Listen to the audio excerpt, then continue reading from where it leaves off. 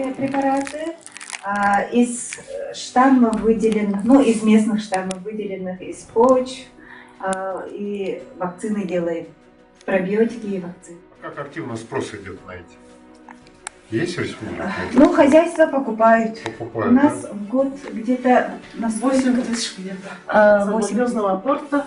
8 тысяч? Ага, ну 8 тысяч. Серьезно, доз, да? Угу. И есть спрос. Мы еще утвердили вакцину в Казахстане против мыта лошадей табут. И Именно сейчас для них. производим для Казахстана. Работая здесь, нашла вот эту бактерию, вот эту. Из почвы. Из почвы. Ну, И она- бациллиум, да? Да. Она очень заинтересовалась этим. Потом посмотрели они там на всякие действия его, да. И вот Парникова, вот, да. Добрый день, очень приятно. Светлана Ивановна Парникова, да? Она ее главный исполнитель здесь, работник, да.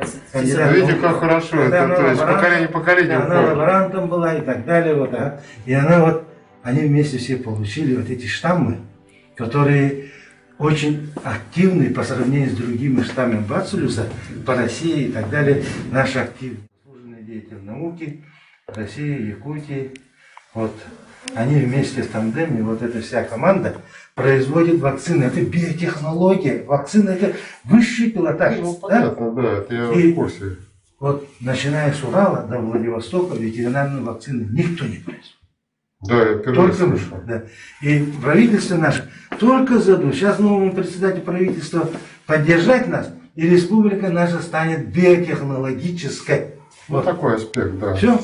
Я почему знаю, потому что я сам очень в почвенной микробиологии глубоко сижу. Ну, это суспензия, она используется для животноводства, очень широко применяется, скотоводстве, оленеводстве, для мелких животных, птицеводстве. Также идет для санации нефтезагрязненных почв. У нас была такая тема, да, что именно штаммы бактерий бациллус субтис обладают такими способами для восстановления биоремедиации, то есть, ну, этих вот... Понятно, я понимаю, да. Так, также широко применяется, также мы работаем сейчас, ну, как моющие дезинфицирующие средства на основе штаммов. Пока есть только патент, ну и разработки уже у нас ведутся, у нас как бы, да, ну, это вот более, чтобы обновить, ну, такие данные у нас есть, что можно использовать как не только внутрь, можно и применять при дезинфекции, например, санитарии, в присутствии животных, что именно он безвреден, потому что штамм бактерий бациллус субтис, они именно имеют сильное токсическое действие против слода патогенных, да, вот, основных кишечных бактерий. И также мы доказали, что он не токсичен именно для животных, что его можно использовать в присутствии, то есть для дезинфекции можно использовать. Также у нас цель профилактики, у нас в основном... Динамики, там разного возраста идет. Да, молодняку, Да. молодняк.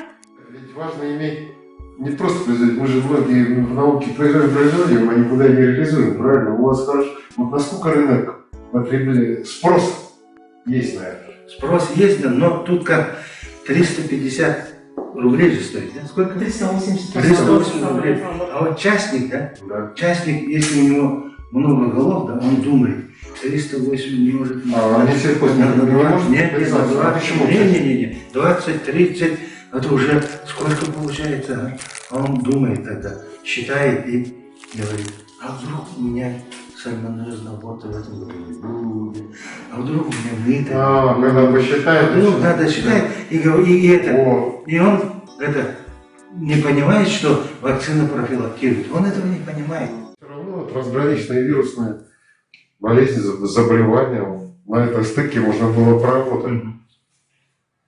Да, молодцы. Молодцы, молодцы.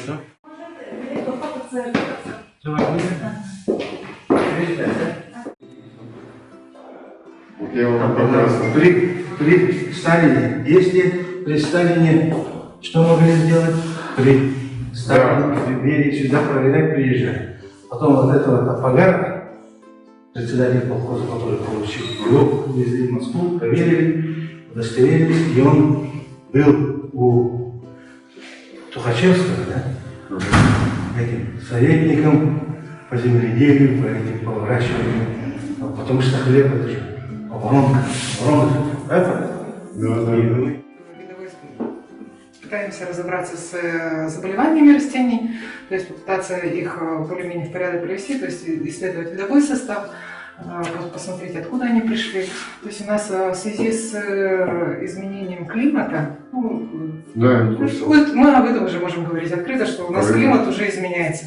То есть у нас есть реально такая опасность, то что да, у нас в связи с завозным семенным материалом у нас возможно то, что заболевания, которых раньше у нас не было, они ну правильно.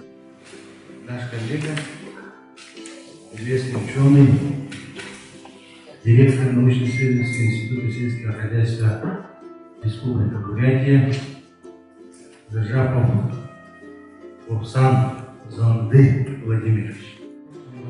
В ноябре член-корреспондентом из Бурятии впервые из аграрного сектора избрали его.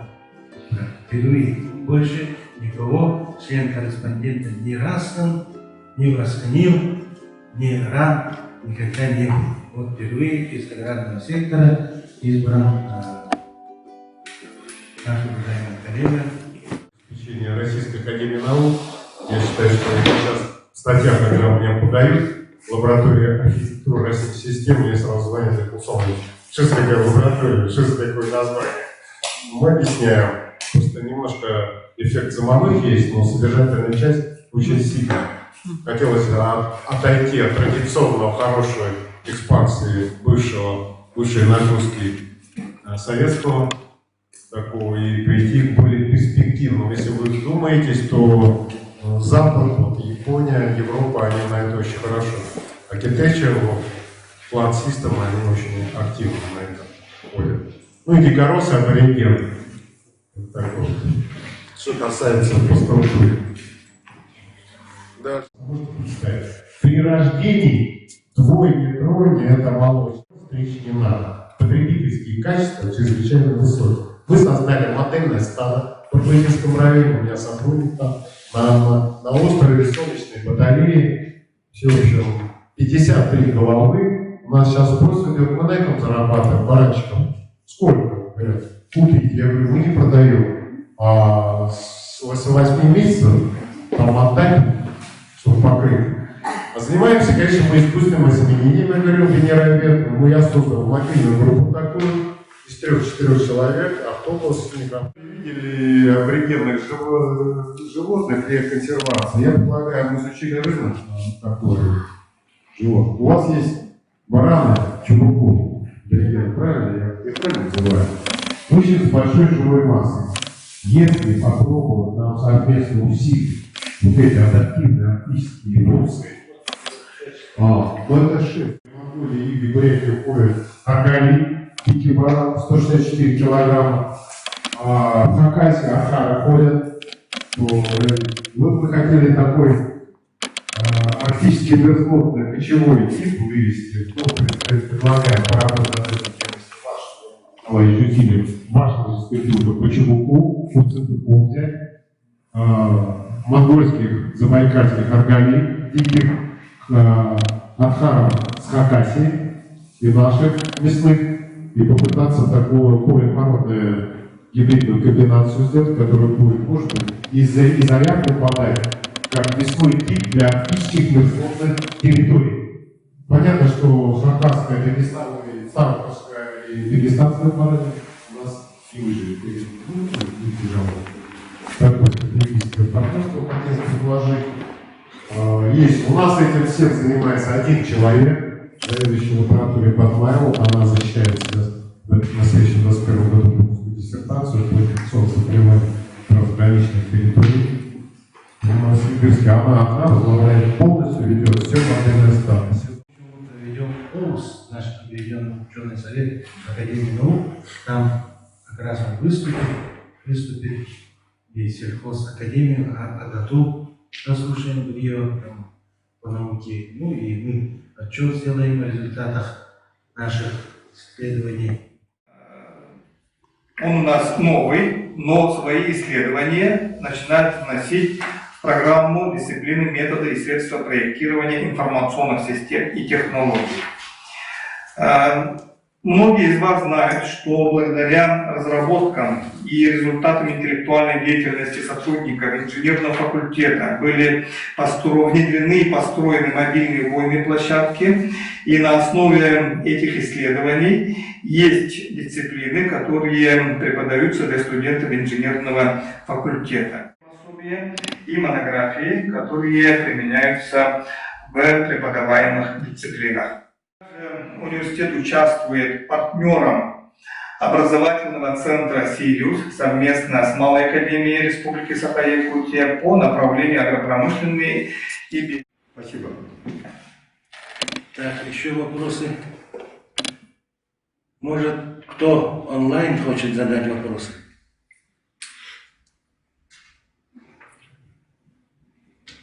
Можно еще? Пожалуйста, пока люди думают, да?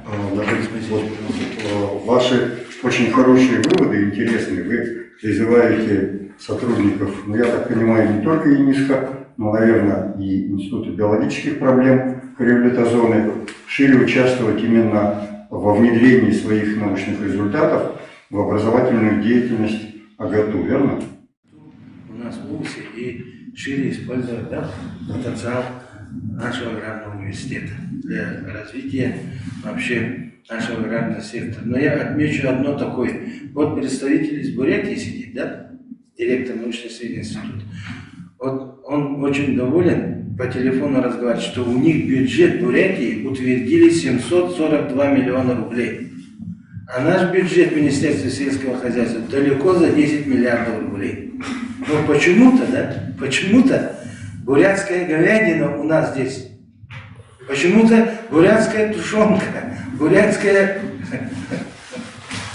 как говорится, мясо, бурятская баранина и так далее, и так далее. Нас просят оградить от этого наших сельхозтоваропроизводителей. Так нельзя. Рынок. Почему у нас так? Потому что нет тесного сотрудничества с аграрной наукой и с аграрным образованием нашего производства. Вот конкретный результат. А обладая таким, я даже с федеральной, если деньги прибавить, получится около 12 миллиардов рублей. Это же 20 раз превышает по деньгам. Где эффективность? Вот, поэтому от подготовки кадров многое зависит. И от научного сопровождения очень многое. И это арифметика ужасающая, если посмотреть. Поэтому эффективность сельскохозяйственного производства, если мы товарное производство говорим, рынки хотим быть востребованы, то мы должны увеличивать производство, снижая себестоимость. А у нас почему-то наоборот получается. Поэтому надо нам бюджет Министерства сельского хозяйства вообще вдоль, поперек, сверху, внизу, все просмотреть. Где у нас проколы, где у нас ошибки, что происходит. И учить студентов это анализировать. Константин Константинович, да, экономический факультет особенно бы взялся бы за анализировать. Тяжелые, очень крайне, у них тоже мерзлотные почвы. Он расскажет сейчас. Да. Ну тогда мы по этому вопросу у нас все исчерпаны, да? Все, спасибо. Теперь заслушаем второй вопрос. У нас о совместном научном сотрудничестве с Бурятским сельскохозяйственным институтом нам проинформирует наш гость Будажапов Лупсан Занды Владимирович, который пока ехал к нам, ему присвоили указом главы, он стал лауреатом государственной премии. Свою монографию опубликовал, которую я представил, и нам привез он тепло. Этой ночью 3 часа он прилетел, и температура с 50 градусов у нас поднялась до 40. Мы очень довольны, да? Так, пожалуйста. Полуханова Арнольда Кирилловича, Базарова Бориса Ивановича и академика Гамченко Геннадия Павловича желаю всем успехов, успешно завершить тяжелейший год в условиях пандемии и в будущем найти точки соприкосновения. Теперь непосредственно о чем бы мне хотелось с вами поделиться, больше, возможно, проблемных точек и свое видение.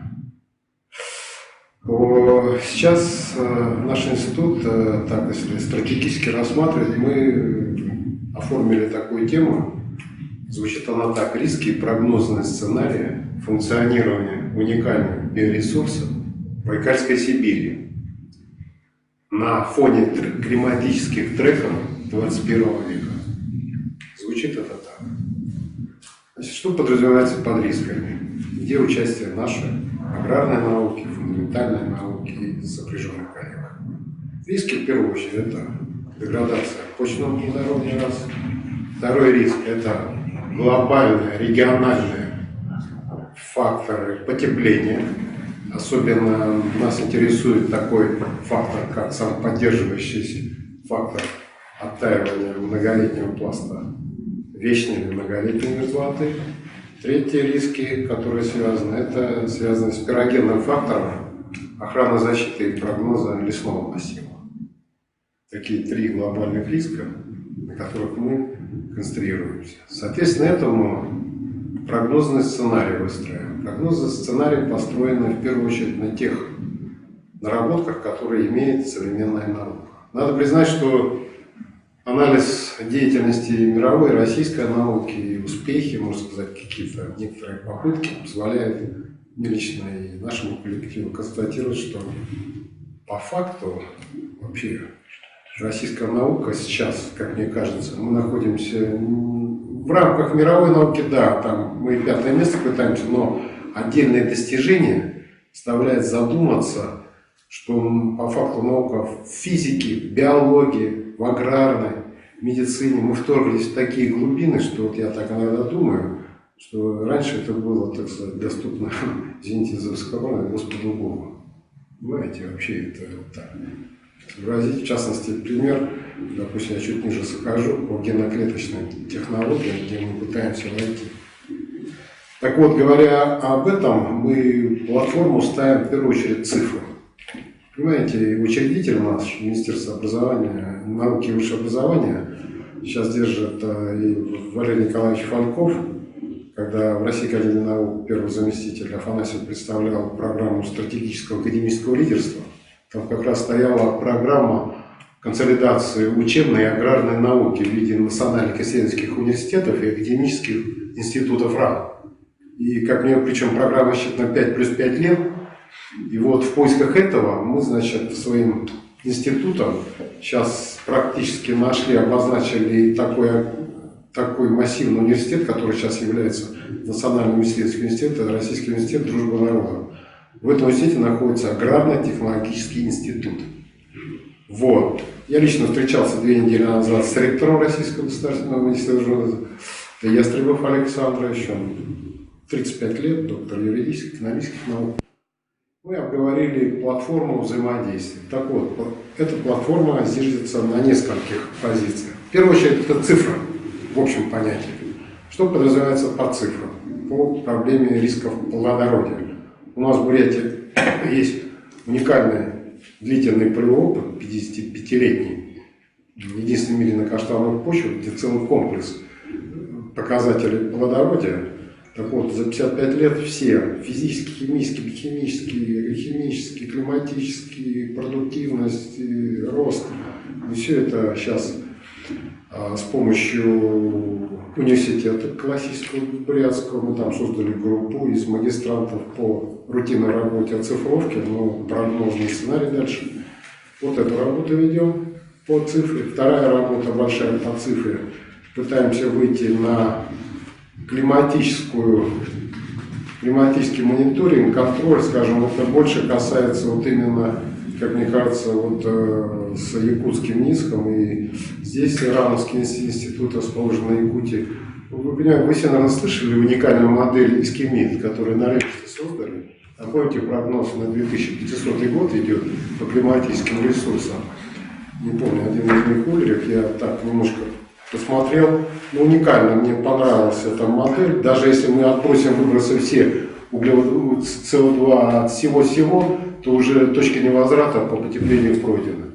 Поэтому, в принципе, мерзлота в Арктике и Якутии, она такая очень монолитная и по фактору времени оттаяния очень пролонгированная, то в Бурятии модель, она более подвижная по фактору времени. Чуть легче отклик идет мерзлоты эффекта. То есть разница будет по фактору времени только. А принципиальный механизм этого Поэтому мы Байкал ставим как уникальный природный массив, где находится вода, такой же лед, такая же многолетняя мерзлота, сезонно-островная и уникальные окружающие биоресурсы, флора, фауна, эндемичная.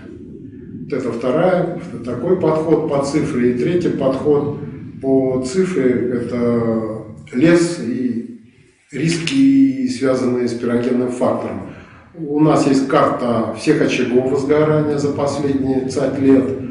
Источники оцифровать, сделать такую 3D-визуализацию и, более того, составить цифровую карту прогнозную ожидаемых возможностей. Как оказалось, при всей такой, казалось бы, хаотичности, спонтанности пирогенного фактора, все равно человеческий фактор, решающий природные ресурсы, провоцирует этот такой, скажем, катаклизм природный, экономический.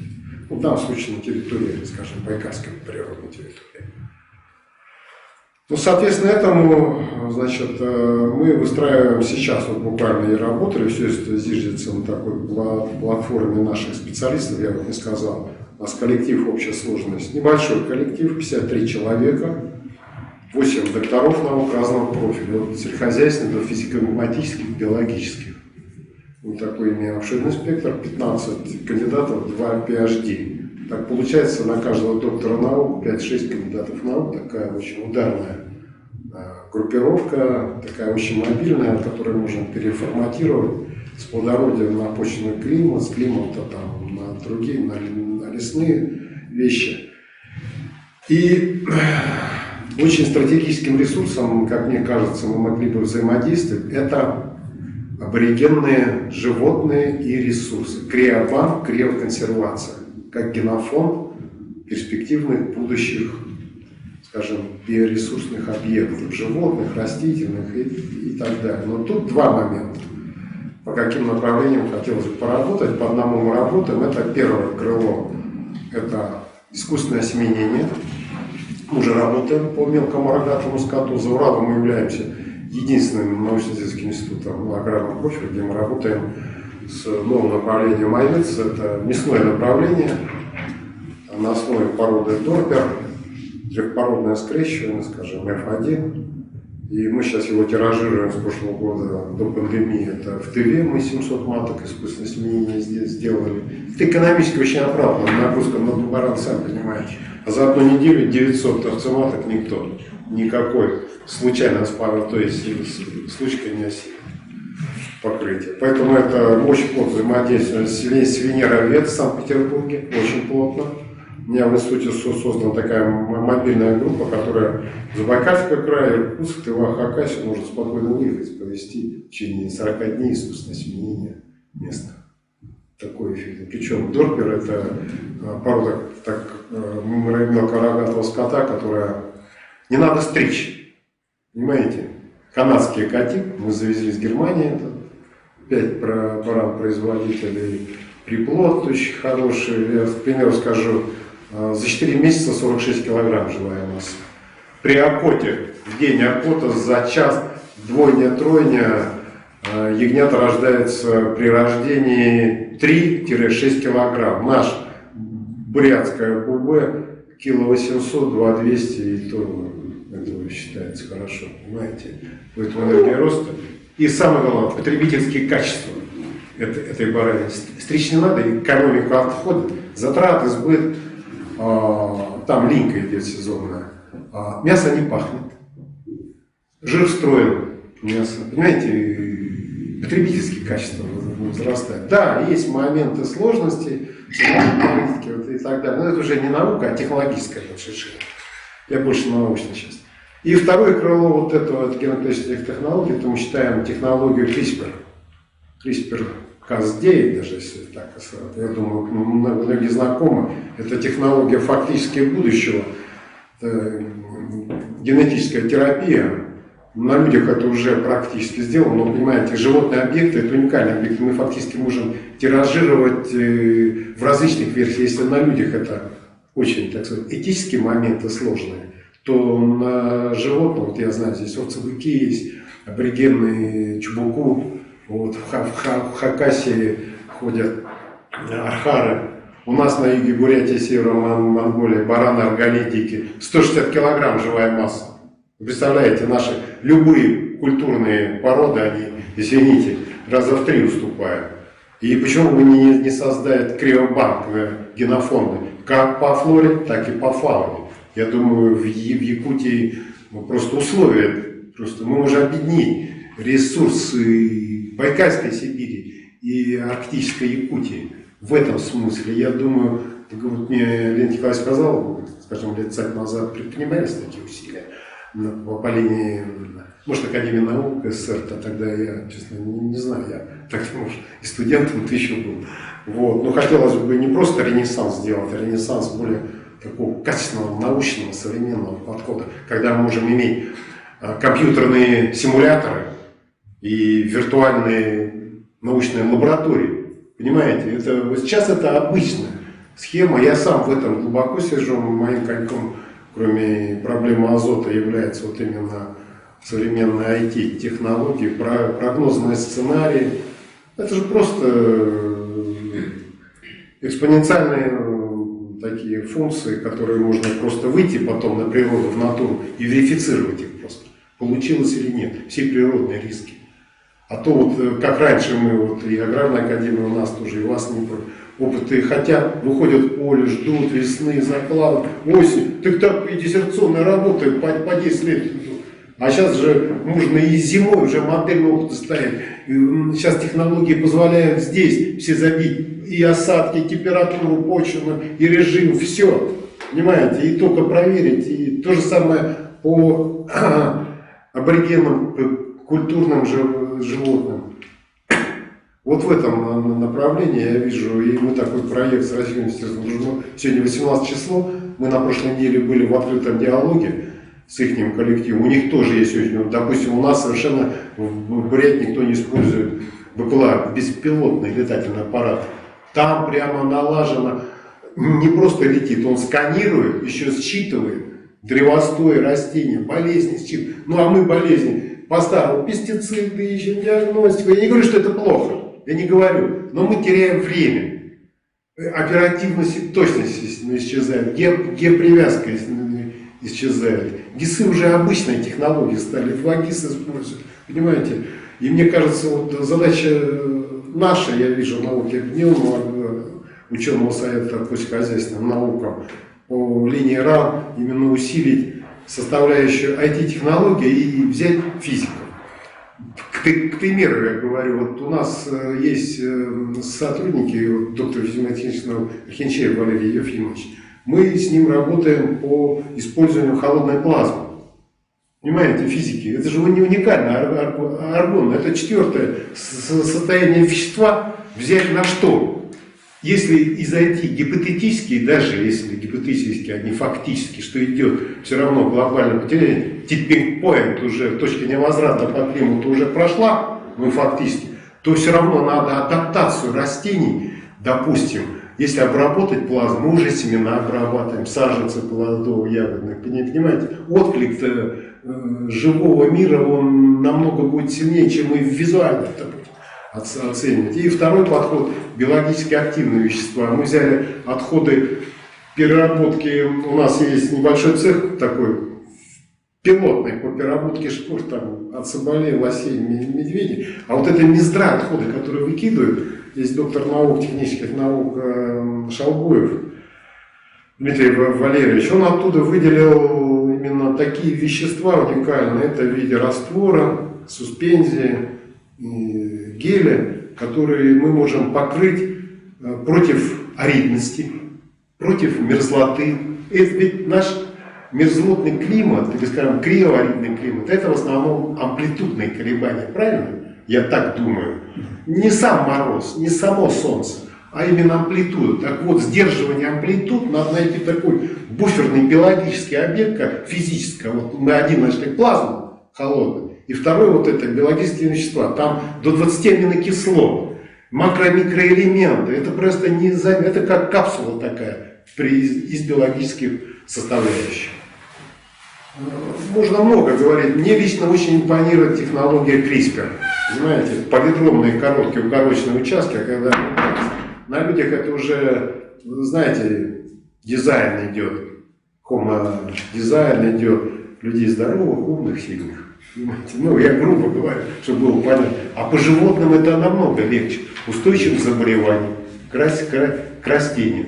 Вот гордостью нашего института всегда была селекция яровых зерновых культур. Спектр разложили и взяли неаридный. Так вот мы теперь вычленили вот именно вот этот геном, который отвечает за устойчивость. И везде проверили, во всех наших сортах он переходит. То есть он унаследован уже.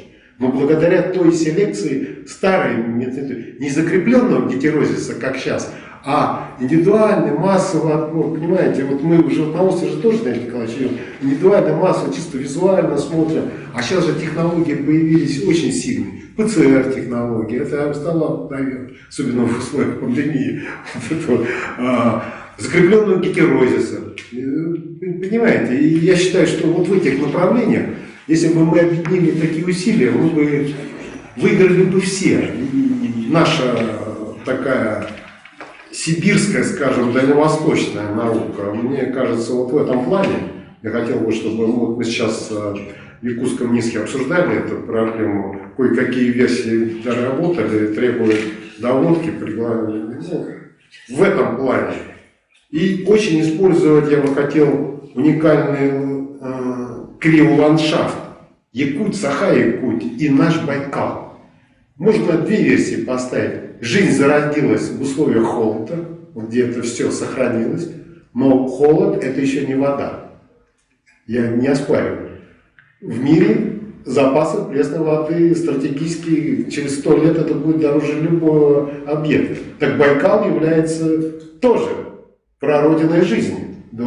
Поэтому если мы две не полярные, но близкие, сопряженных два неуправляемых фактора объективных попытаемся как-то консолидировать, то, мне кажется, в этом плане научные достижения просто я вижу, тем более Академия наук Саха-Якутии, в Бурятии у нас всего 5 членов Российской Академии наук, я под номером 5, но тем не менее мы очень, так сказать, внутри очень сильно обмениваемся мнением с Арнольдом Кирилловичем, с Борисом Ивановичем, Геннадий Павлович Гамлетовым в Новосибирске, но он родом из Бурятии.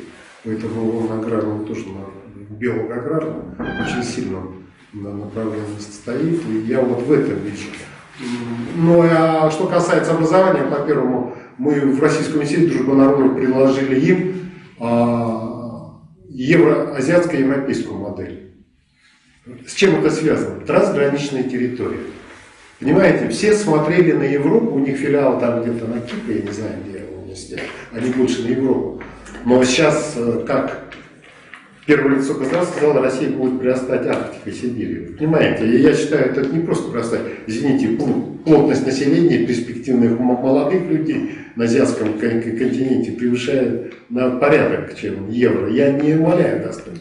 Поэтому очень согласились, и мы даже работаем в таком плане с Ястребовым Александровичем, вот 23-го будем, если удастся мне 28-го на Большой Черный Совет, университета плечу, для ознакомления всего, там и физиков хотим, климатологов использовать.